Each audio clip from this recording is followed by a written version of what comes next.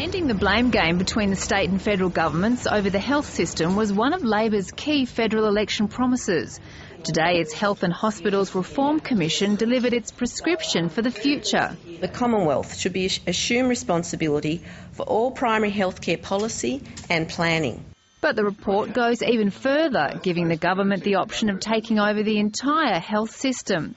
We need to consider all options, as we said we would, when we get to the middle of the year, and we'll make an assessment whether we think that the states are on board for this reform agenda or not.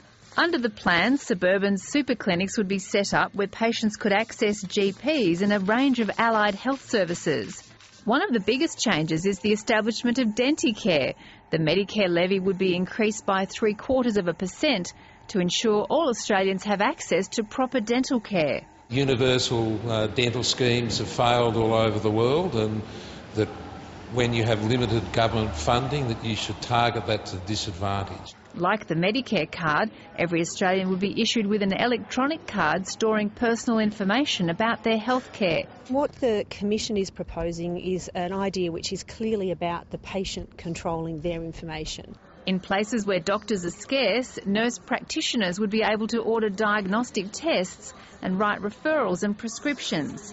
It is very important that rural Australians have the right to see a doctor just like you and I have sitting in a capital city. Indigenous health would be taken out of the hands of local authorities and centralised in a new Aboriginal Torres Strait Islander Health Authority.